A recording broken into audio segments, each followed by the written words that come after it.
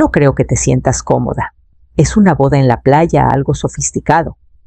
Eso dijo mi hija Alejandra, mientras tomaba un sorbo de café frío de mi taza.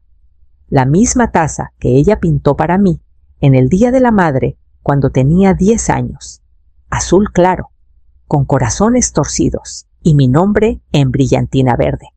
Sebastián, su prometido, soltó una risita sin despegar la vista de su celular. Es una cuestión de estética, ¿sabes?, añadió, como si estuviera hablando de un producto de marca. Y eso fue todo. Así me desinvitaron. Estaba en mi propia cocina, con mi propia hija, y de repente me sentí como una extraña, tratando de venderme para un puesto que ni siquiera sabía que había perdido. Ya compré un vestido, dije en voz baja. Ella parpadeó. Oh, bueno, tal vez puedas usarlo para el brunch después si estás por aquí. Lo dijo como si yo fuera una vecina, no su madre. Quise soltar algo cortante, algo que atravesara las capas de crueldad, disfrazada de cortesía, con las que habían envuelto su decisión. Pero mi garganta no cooperó. Nunca lo hace cuando el dolor está fresco. Asentí en silencio. Sebastián miró a Alejandra y dijo, «¿Nos vamos? Tenemos la degustación en el lugar». Ella terminó el café de un trago largo. «Gracias por el café, mamá», dijo dejando la taza en el fregadero como si no acabara de arrancarme de su vida. Se fueron, así sin más. Sin abrazo, sin disculpas, sin espacio para reconsiderar. Me quedé mirando la taza en el fregadero esa que ella solía sostener con las 2 manos, porque era demasiado grande para sus dedos pequeños. Todavía tenía una muesca en el borde desde aquella vez que se le cayó después de una excursión escolar en 8º grado. Nos reímos de eso durante días. Ahora estaba fría, manchada con su bebida. La tomé, la lavé despacio y la puse en el escurridor. Luego caminé a mi cuarto y abrí la bolsa de ropa colgada detrás de la puerta del closet. El vestido seguía ahí, gris pizarra, suave, largo hasta el suelo, sin estrenar. El vestido aún tenía la etiqueta, gris pizarra largo con un escote discreto.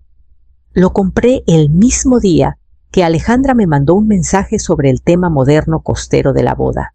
Incluso adjuntó una foto de centros de mesa con conchas marinas y rosas en tonos melocotón. Recuerdo que pensé por fin sería parte de algo otra vez. Lo elegí con cuidado. Simple, elegante, algo que no robara miradas, pero que dijera yo también importo. Estuvo colgado detrás de la puerta por semanas. No me lo probé. Lo estaba guardando para el gran día. Ese día nunca llegó. Se casaron el fin de semana pasado. No me dijeron la hora. No me dijeron el lugar. Pero vi las fotos. Una mujer de mi iglesia subió una imagen de la ceremonia en Instagram. Su sobrina fue la encargada del catering. Reconocí la playa. Era Playa del Sol, esa donde solíamos recoger conchas cuando Alejandra era niña. Reconocí la sonrisa de Alejandra. Reconocí el ramo que ayudé a elegir cuando ella tenía 10 años, hojeando revistas de novias como si fuera un juego. Solía decir que yo sería su dama de honor, que nadie más serviría. En la foto estaba entre 2 arcos florales riendo despeinada por el viento radiante. Sebastián la abrazaba por la cintura. Detrás de ellos, filas de sillas blancas todas ocupadas. Ni un solo asiento vacío. Estudié cada ángulo, cada pie de foto, cada píxel de esas imágenes. No estaba en ninguna, ni siquiera en el fondo, ni una sombra, ni una mención. Una foto mostraba a Alejandra bailando con una mujer etiquetada como segunda madre. No la reconocí. Llevaba tacones altísimos y pulseras de diamantes. Otro post decía, tan honrados de celebrar a la hermosa Alejandra con personas que realmente la apoyan. Personas, no padres, no madre. Apagué mi celular y abrí el closet. El vestido seguía perfecto, planado intacto, esperando. Lo saqué, lo sostuve contra mi cuerpo y me miré en el espejo. Me quedaba bien. Todavía me quedaba bien. pero la ocasión para la que lo compré nunca existió, no para mí. Lo doblé con cuidado, lo guardé al fondo del closet y cerré la puerta. Esa noche alguien tocó a la puerta. Alejandra me bloqueó del álbum de la boda. Dijo que era por alineación de marca, como si ser su madre fuera un riesgo para su imagen. Las fotos estaban curadas. Demasiadas caras mayores, según ella, confundirían la estética. La llamé, directo al buzón de voz. Dejé un mensaje. Nada. Sebastián me mandó un mensaje 2 días después. Espero que entiendas, fue una decisión de estrategia de contenido. Nada personal. Estrategia de contenido. Ahora yo era incompatible con la vida que estaban construyendo para sus seguidores. Esa noche busqué su nombre otra vez.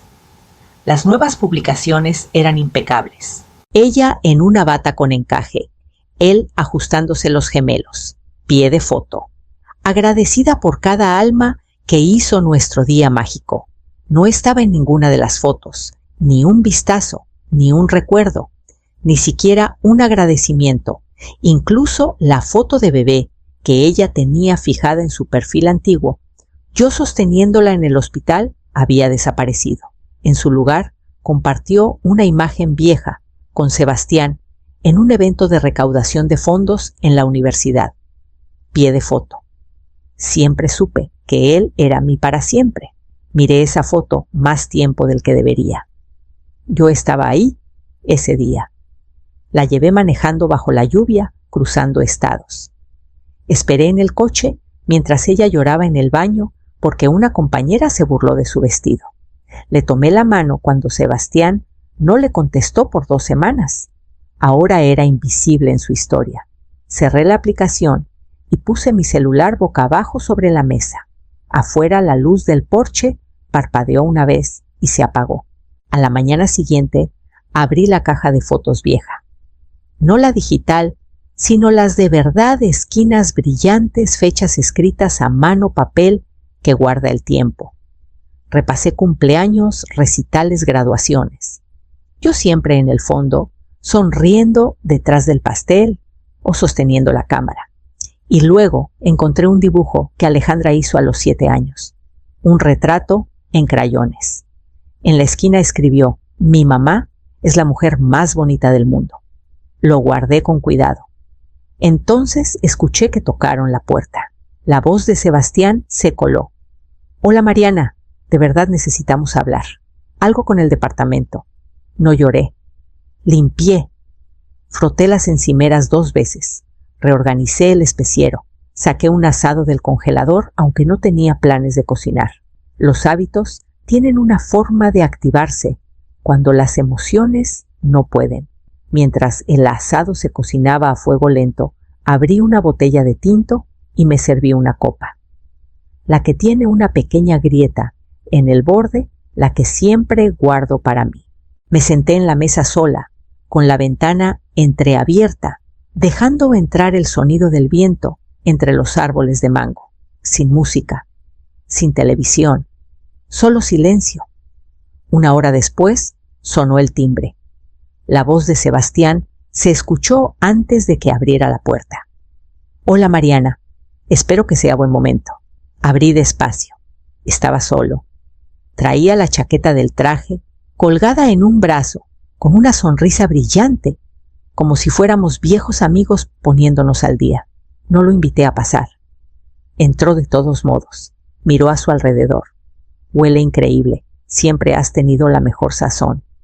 Su encanto se sentía demasiado fácil, demasiado pulido, como si lo hubiera ensayado en el camino. Entonces vino la frase: tenemos un pequeño problema con los papeles del departamento. El prestamista nos puso una condición sorpresa y, bueno, tu nombre todavía está en la solicitud. No dije nada. Él siguió. Alejandra iba a venir, pero tiene migraña. Está muy estresada, ¿sabes? La mudanza ha sido mucho. Pero si puedes firmar este formulario de liberación, estaríamos salvados. Sin presión, claro. Deslizó los papeles sobre la mesa como si fuera el menú de un restaurante. Lo miré a él, luego a los papeles. Su postura era relajada, confiada. Realmente creía que diría que sí, porque siempre lo había hecho, porque siempre fui la mujer en la cocina, el plan B, el sí suave. No preguntó cómo estaba, no mencionó la boda, no se disculpó. Me levanté, fui al horno y saqué el asado. «Quédate a cenar», dije. Parpadeó. En serio puse la mesa para 3. Le serví una copa y esperé a que mi hija diera la cara. Encendí las velas, solo las cortitas, las que Alejandra decía que hacían que todo se sintiera como una fiesta. El asado se mantuvo caliente en el horno mientras preparaba los acompañamientos: puré de papa ejotes con ajo y esa salsa de arándano que ella siempre pedía en Navidad. Puse la mesa para 3. No esperaba que ella viniera, pero dejé un lugar de todos modos. Llegaron juntos poco después de las 7. Alejandra entró como si nada estuviera roto. Cabello rizado, tacones resonando en mi piso, sonrisa ensayada. «¡Wow! Todo se ve increíble», dijo escaneando la mesa, como si estuviera calificando un restaurante. Sebastián le apartó la silla. Noté que ella no le dio las gracias. Se sentaron, desdoblaron las servilletas, empezaron a comer antes de que yo me uniera. Serví el vino. Los escuché hablar del departamento como si ya fuera suyo. «Solo necesitamos una firma», dijo Alejandra, casualmente entre bocados de pan de elote. «No es gran cosa, solo un trámite». Asentí. Los dejé continuar. Los dejé fingir que seguíamos siendo una familia. Los dejé fingir que no me habían borrado. Alejandra alcanzó la jarra de salsa y dijo: «Iba a llamarte después de la luna de miel». Todo se puso muy loco. Su tono hacía parecer que me había perdido una cita con el dentista, no su boda. Doblé las manos y esperé a que el silencio los alcanzara. Cuando lo hizo dije: «Espero que la boda haya sido hermosa». Sebastián sonrió algo confundido. «Fue perfecta», dijo. Asentí. «Qué bueno, porque esta es la última comida que tendrán aquí». Las palabras cayeron más filosas de lo que esperaba. Ella parpadeó. Él se congeló. Ninguno dijo nada. Me levanté, tomé el formulario y lo volví a meter en el sobre. «No voy a firmar nada esta noche. Quería que vinieran y me miraran a los ojos cuando me lo pidieran». El rostro de Alejandra se endureció. Parecía mayor de lo que recordaba. «Nos estás castigando», dijo en voz baja. No dije: «Estoy recordando cómo se siente que me inviten a una habitación que yo misma pagué».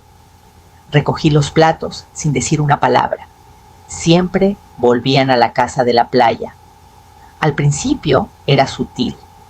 Alejandra diciendo: «Sería perfecta para escapadas de fin de semana cuando tengamos hijos». Sebastián mencionando cómo podría brillar de verdad con mejoras modernas. Nunca la mantuvieron. Nunca pagaron un peso por su mantenimiento, pero hablaban de ella como si ya fuera parte de su portafolio de matrimonio. Lo que no sabían, lo que nunca se molestaron en preguntar, era que la casa no había sido mía desde hacía meses. 6 meses atrás, me senté en una oficina tranquila frente a un veterano llamado Javier, padre soltero. Perdió parte de su pierna en el extranjero. Se le aguaron los ojos al ver la cocina. Dijo que le recordaba a la de su madre. Su hija dibujó corazones en la pared del garaje con tiza antes de que se cerrara la venta. La vendí en efectivo, sin anunciarla, sin alboroto. Usé mi apellido de soltera. Sellé los registros. Dejé que ellos llenaran esa casa con sus propias historias, no las mías.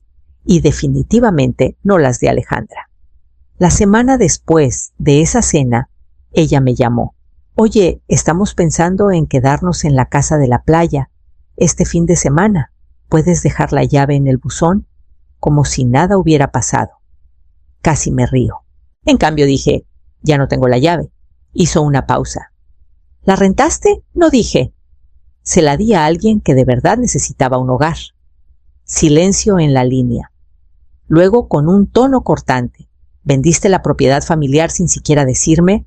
Respondí despacio: «Nunca fue tuya, y dejó de ser mía el día que me trataste como una nota al pie». Colgó. Sin despedida, sin explicación. 2 días después, Sebastián dejó un mensaje de voz. Algo sobre malentendidos tiempos legado. No escuché el resto. Esa noche saqué el último sobre del cajón, el de la transferencia de escritura finalizada, con mis iniciales discretas al fondo. Engrapé una nota antes de archivarlo.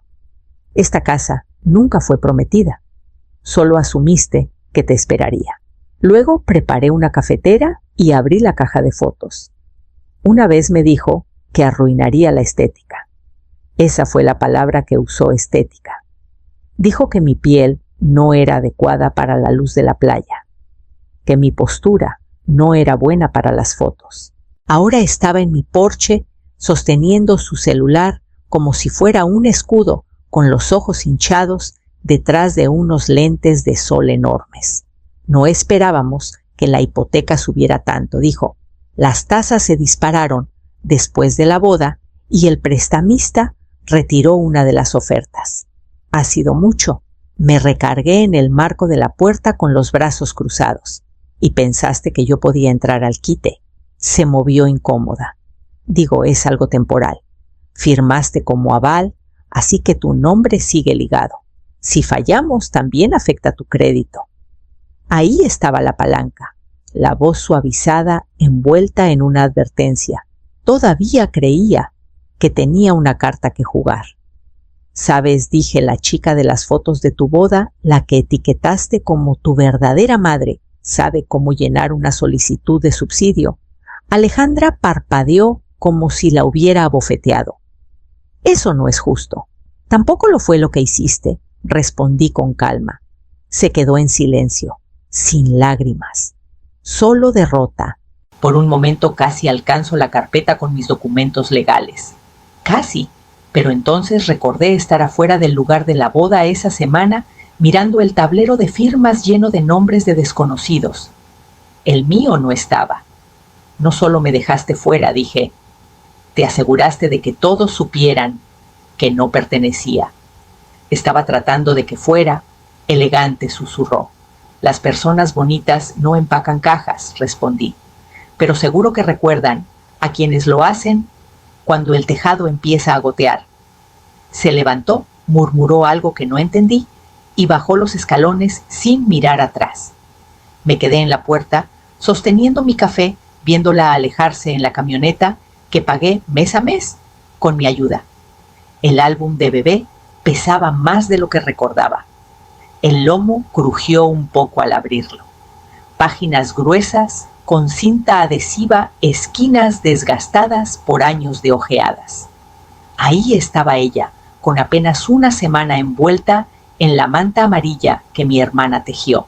Su carita roja y arrugada, los ojos aún sin abrir. La sostuve por primera vez en esa cama de hospital sudorosa y aterrada y susurré, eres tú. Realmente eres tú. La siguiente página, su primer cumpleaños. Crema untada, una corona de papel, su cara iluminada con esa risa de boca abierta que tenía antes de que se volviera cuidadosa con sus sonrisas. Había más partidos de fútbol con una camiseta demasiado grande, disfraces de Halloween que hice desde cero. Una cola de sirena cosida con cortinas viejas. Un traje de abejorro hecho con relleno de almohadas. Pasé página tras página, todo real, todo prueba. Incluso cuando no tenía un padre presente.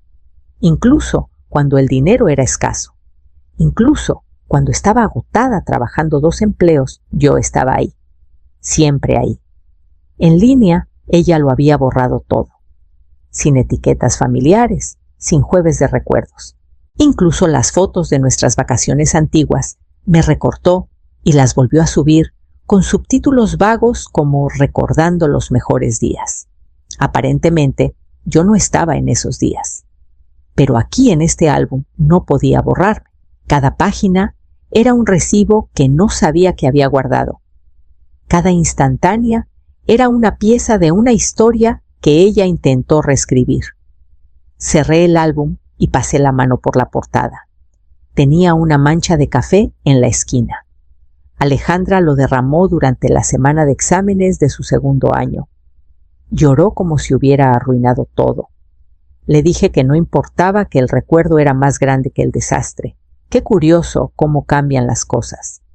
Guardé el álbum en el estante, no fuera de alcance, pero sí fuera de la vista.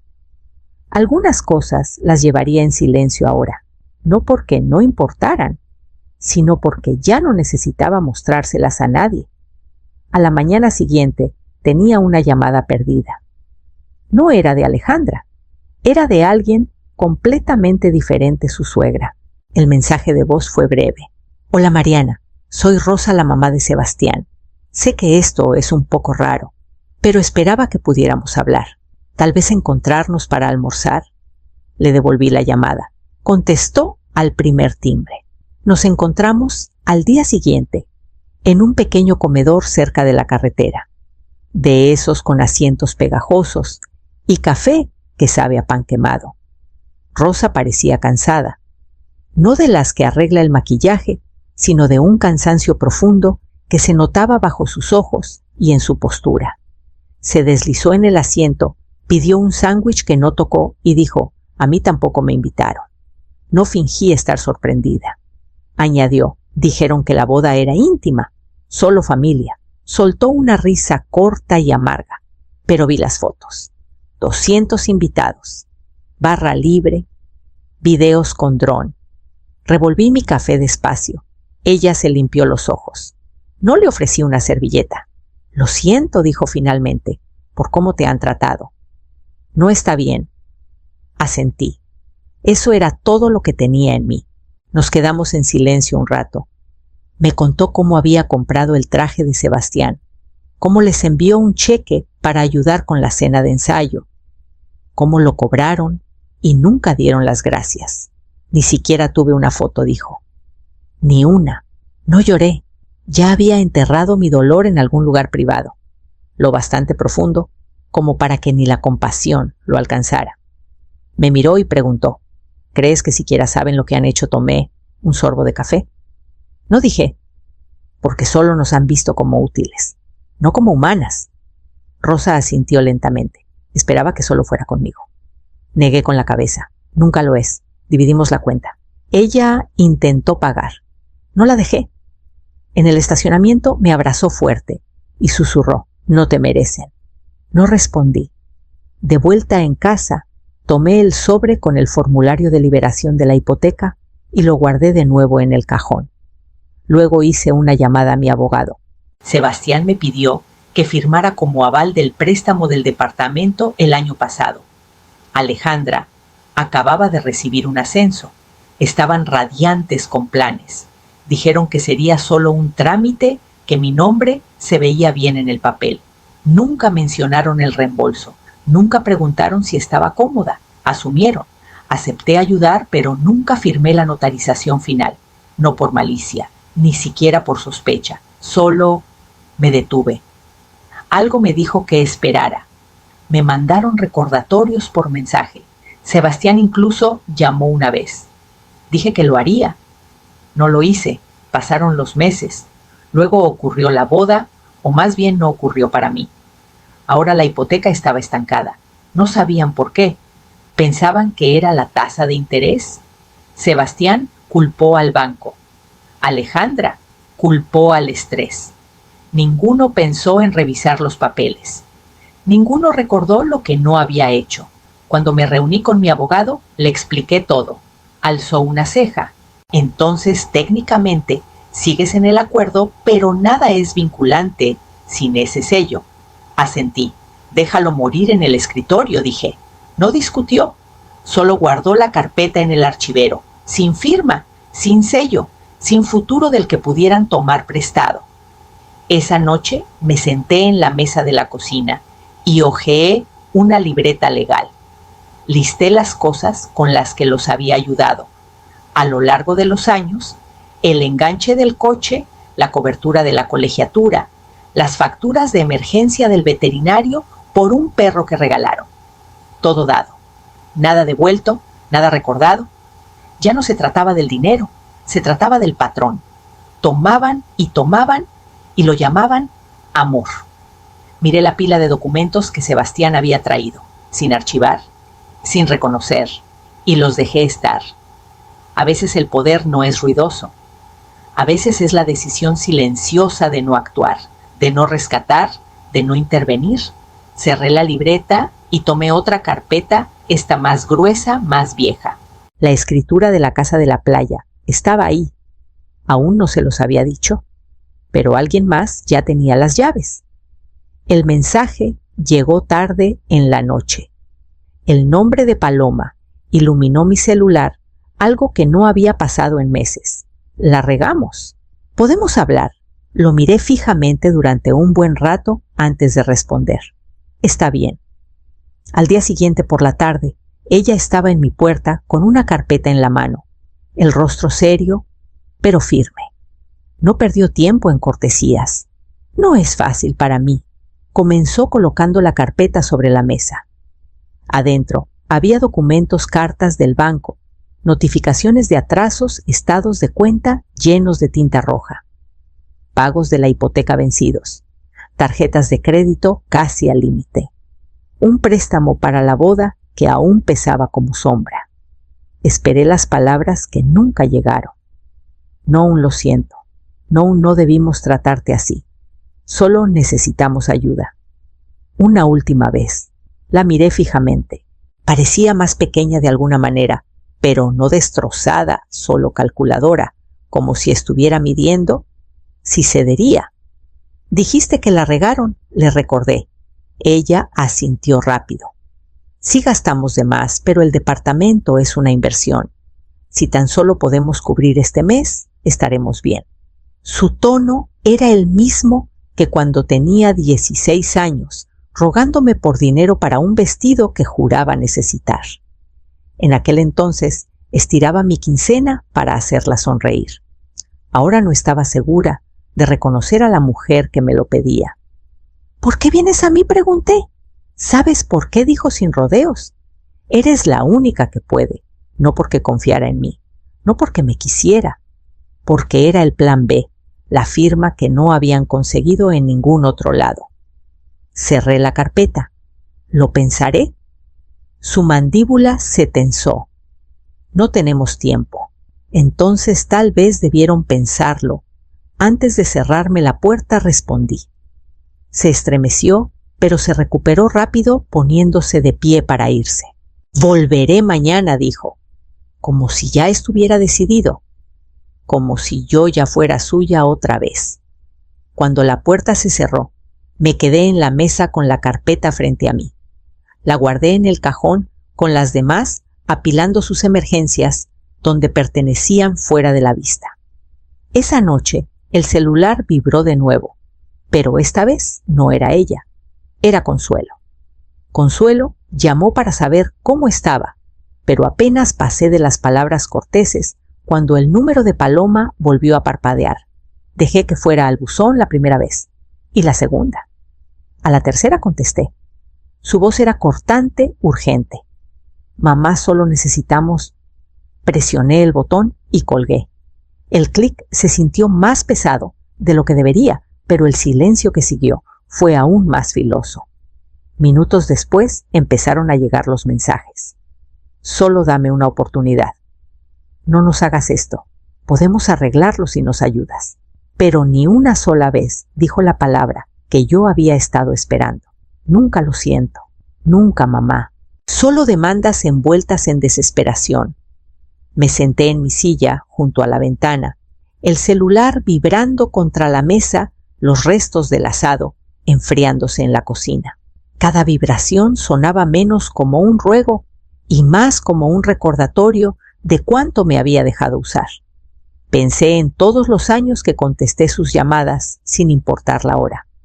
Una llanta ponchada, la renta que no alcanzaba, la colegiatura por pagar, siempre la rescatadora, siempre la que ella buscaba sin dudar.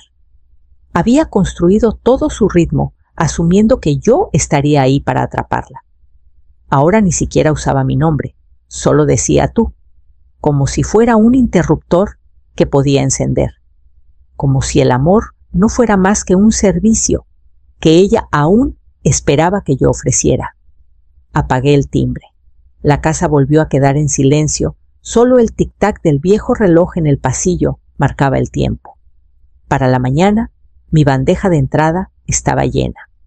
Decenas de disculpas a medias que se retorcían en nuevas peticiones. La última sonó en un susurro. No puedes simplemente irte. Pero ya lo había hecho. Borré todos los mensajes, puse el celular boca abajo y fui a servirme un café. Mientras la tetera hervía, supe qué tenía que hacer a continuación. La carpeta legal seguía en la mesa esperando. La abrí, encontré el número y volví a llamar a mi abogado. Conduje por el departamento un martes por la mañana, el sol reflejándose en el letrero recién colocado de "Se vende" en el césped.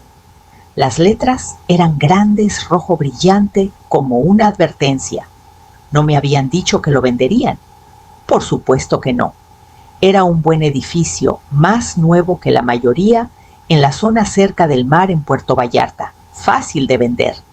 Ya podía imaginar el discurso que Damián practicaba para los posibles compradores pareja joven, estilo de vida de lujo, inversión de primera.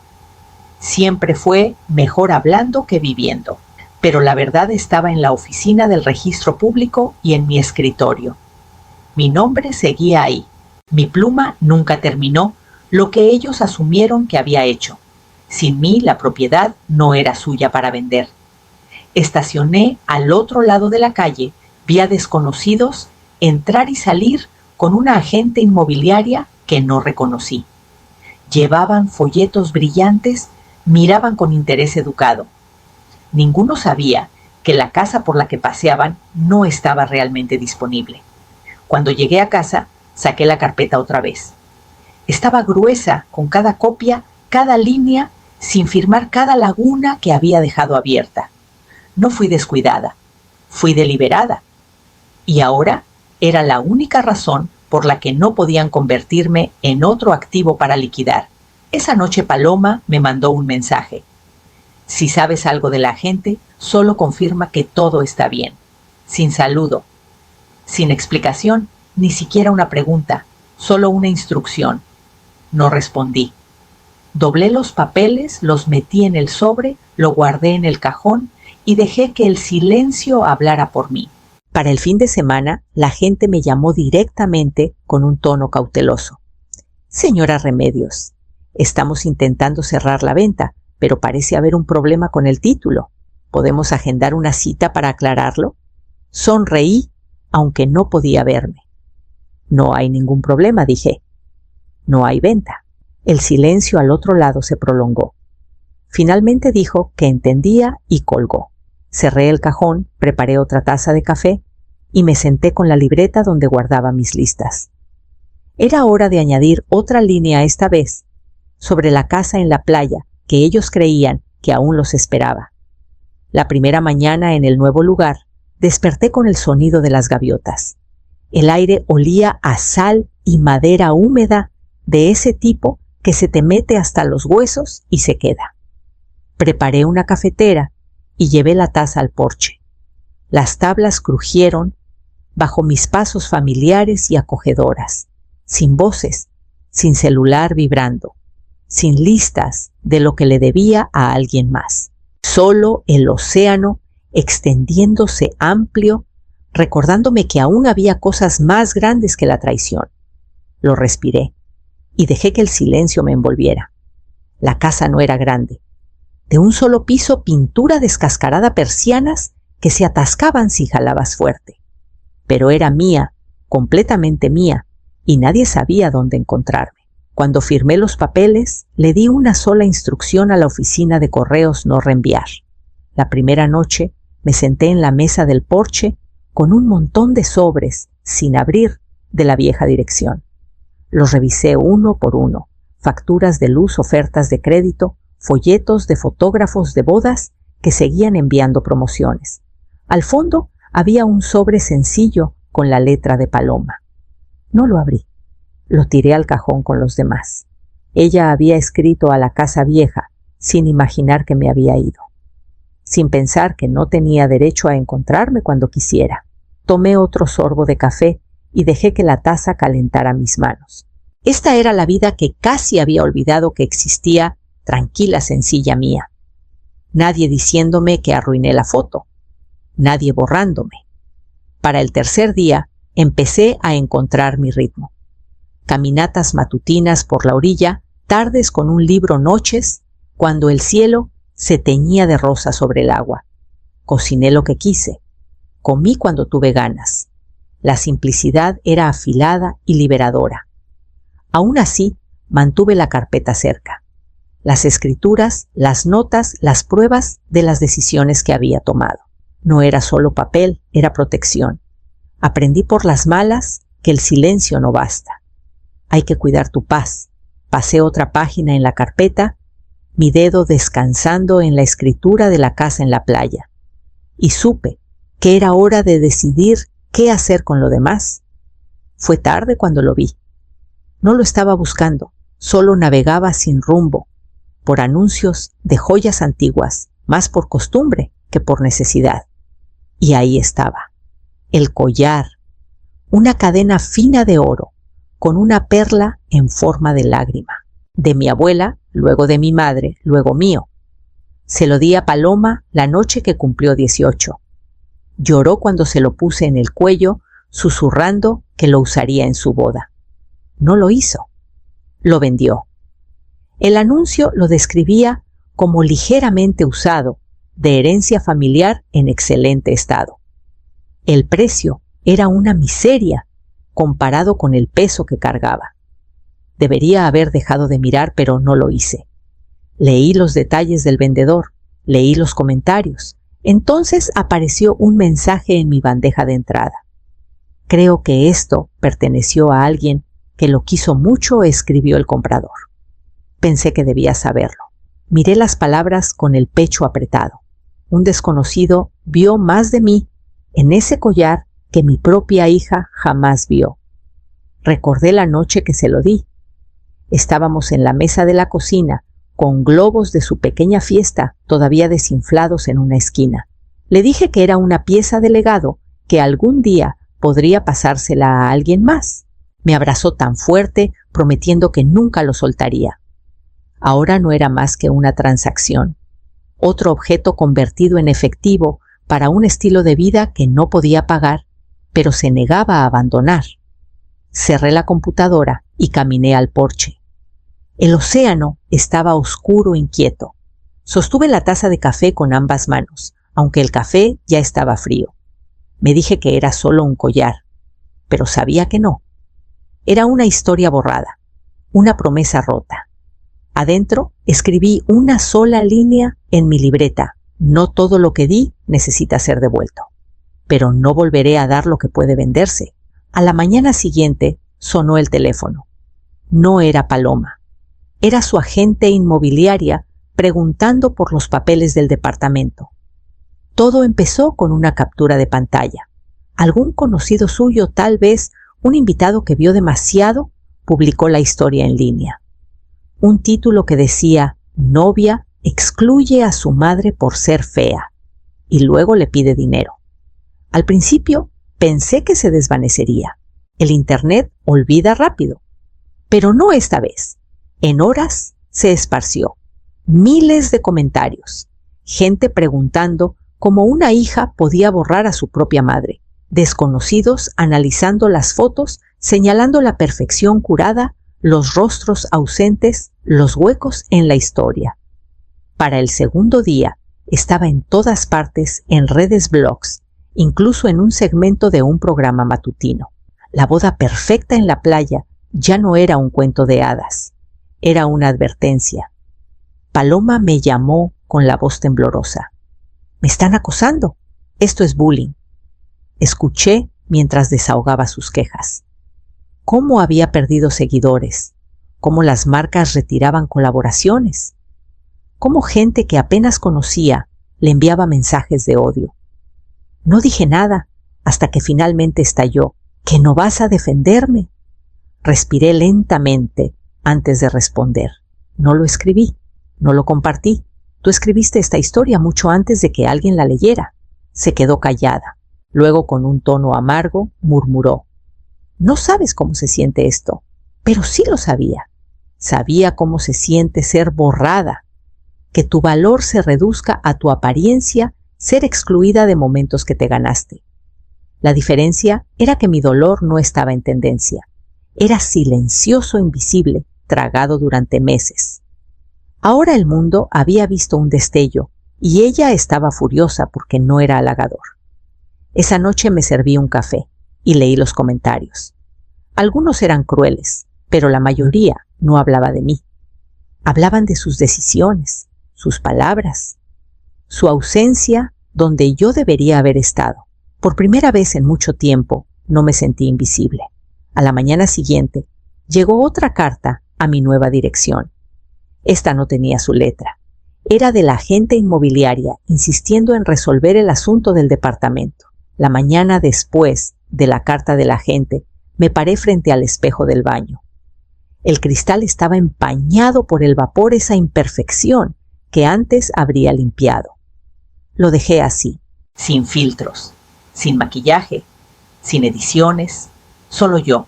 Las líneas alrededor de mi boca eran más profundas de lo que recordaba. Mis ojos se veían cansados pero firmes. Mi cabello, más plateado que castaño, se rizaba de formas que ya no me molestaba en alisar. Por años me escondí detrás de una presentación cuidadosa, siempre impecable, siempre arreglada, siempre asegurándome de que Paloma nunca se avergonzara de mí. Pensé que eso era amor, que sacrificar partes de mí me compraría un lugar a su lado, pero solo me hizo más pequeña. Me acerqué más al espejo, estudiando a la mujer que me miraba. No era la madre que cortaron de las fotos. No era la mujer que etiquetaron como no lo bastante bonita. Era la mujer que se levantó tras la pérdida, que siguió adelante cuando nadie miraba. Por primera vez no deseé verme diferente. No deseé ser más joven, más suave o cualquier otra cosa. Solo deseé haberla visto antes. Preparé café y llevé la taza al porche, dejando que el aire de la mañana llenara la habitación. El océano brillaba inquieto, pero constante. Pensé en cómo las olas desgastan la roca lentamente, no de golpe. Tal vez eso era sanar, dejar que el tiempo suavizara lo que era afilado hasta que dejara de cortar. Para el mediodía tomé mi decisión. Saqué la carpeta y la puse en la mesa. Cada escritura, cada nota, cada registro estaba ahí, esperando. Pasé a la página con el nombre de Paloma y tracé una sola línea sobre él. El patrimonio era mío para reescribir y lo haría. Esa tarde volví a llamar a mi abogado, esta vez, no para retrasar, sino para finalizar. El departamento, las cuentas, la casa en la playa, que ya no estaba todo, quedaría fuera de su alcance. Cuando colgué el espejo del pasillo, captó mi reflejo al pasar y no miré hacia otro lado. Al día siguiente abrí la carpeta una vez más y añadí un último sobre marcado con la fecha de hoy.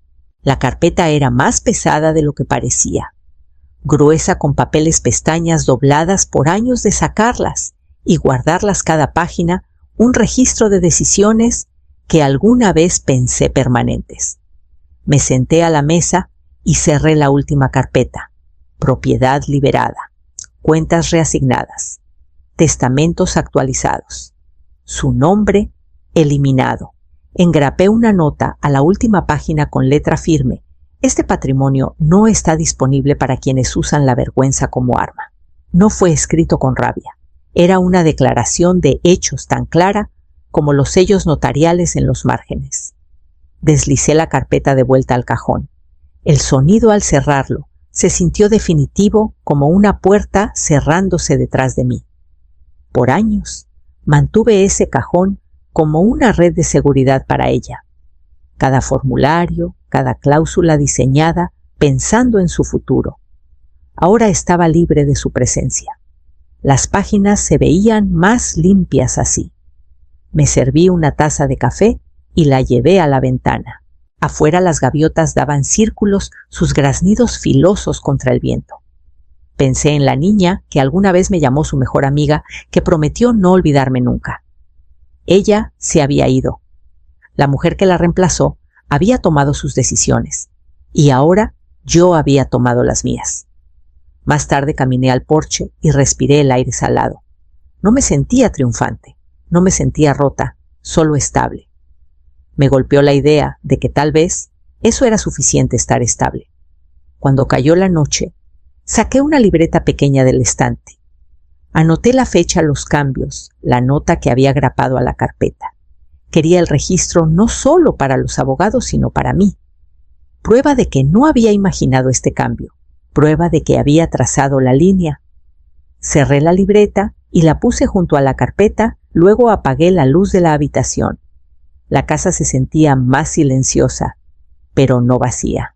Por la mañana, despertaría y viviría como antes, café porche, el océano justo al lado. Pero ahora sabía que nada en ese cajón me ataba a ella. El teléfono sonó cuando el cielo se oscureció, y esta vez era ella. El teléfono sonó hasta que se cortó, luego sonó de nuevo. No contesté. A la tercera llamada, dejó de intentar y pasó a los mensajes. El primero era largo párrafos, llenos de excusas, justificaciones, disculpas a medias, mezcladas con nuevas demandas. Leí el principio y lo cerré. El segundo llegó una hora después, más corto, más cortante. No entiendes lo difícil que ha sido. ¿Me dejaste sin nada? No respondí. Al caer la noche, un último mensaje iluminó la pantalla. Solo una línea, mamá. ¿Estás feliz ahora? Me senté a la mesa de la cocina, la casa oscura, salvo por la lámpara encima de mí. Leí las palabras una y otra vez como si su forma pudiera cambiar si las miraba lo suficiente. Pero no cambiaron. Siguieron siendo pequeñas, amargas huecas. Dejé el teléfono, me serví otro café y pensé en qué había significado la felicidad para mí. No diamantes, no grandes gestos, no bodas curadas con desconocidos ocupando los asientos. La felicidad siempre había sido mañanas como estas, silencio, libertad, saber que ya no me doblegaba a la forma de alguien más. Así que tomé el teléfono otra vez y escribí. Por primera vez sí. Presioné enviar. La burbuja se volvió azul. La pantalla se quedó en silencio. No hubo respuesta, ni puntos de escritura. Solo quietud. Puse el teléfono boca abajo y miré hacia la carpeta en el cajón. Mi trabajo estaba hecho. Los papeles estaban en orden. Los nombres arreglados. Mi futuro ya no hipotecado a los derechos de alguien más. Afuera el viento cambió trayendo la sal a través de la ventana entreabierta. Cerré los ojos y dejé que me llenara estable y afilada. Por primera vez en años, no estaba esperando que llamara, que se disculpara, que cambiara. No estaba esperando nada. Terminé mi café, enjuagué la taza y la dejé en el fregadero. Mañana pondría la mesa para una persona otra vez, no por tristeza, sino por elección. Y mientras apagaba las luces, supe exactamente cómo se escribiría el capítulo final de esta historia. Preparé la cena para una persona, nada sofisticado, solo pollo asado, papas y una ensalada pequeña. El tipo de comida que solía estirar para dos cuando el dinero era poco, cuando ella aún vivía en casa y llegaba hambrienta después de practicar. Puse la mesa como siempre lo había hecho. Servilleta doblada, plato centrado, cubiertos alineados. Las costumbres son difíciles de desaprender. Por instinto saqué 2 vasos, uno para mí, otro para ella. Dudé, luego devolví uno al estante. Vertí vino en el vaso de cristal que ella me regaló en la universidad, un regalo del Día de la Madre, envuelto en papel de seda, entregado con la sonrisa orgullosa de una niña que aún pensaba que yo era todo su mundo. Guardé ese vaso a salvo a través de cada mudanza, cada temporada, cada discusión. Esa noche estaba frente a mí, lleno, esperando. El asiento al otro lado de la mesa quedó vacío, y eso finalmente se sintió correcto. Comí despacio, sin prisas, saboreando cada bocado. No había conversación que manejar, ni comentarios filosos que tragar, ni tensiones que navegar. Solo yo, el tintineo de los cubiertos contra la porcelana y el murmullo suave del océano afuera de la ventana. Cuando terminé, No limpié el espacio extra. Dejé la silla intacta como un marcador silencioso de lo que fue y lo que ya no sería. Enjuagué mi plato, dejé el vaso de vino a medio llenar en la mesa y caminé al porche. El aire de la noche era fresco trayendo la sal y el leve graznido de las gaviotas. El horizonte estaba oscuro, el agua inquieta, pero la quietud dentro de mí se mantuvo. El asiento que ella esperaba reclamar sin esfuerzo seguiría vacío. Pero mi vida ya no estaba moldeada alrededor de ese vacío. Estaba moldeada por el silencio, la estabilidad, el espacio que finalmente había creado para mí. Cerré la puerta detrás de mí, dejando la mesa como estaba, y llevé mi libreta a la silla junto a la ventana. Esa noche escribiría el final con mis propias palabras.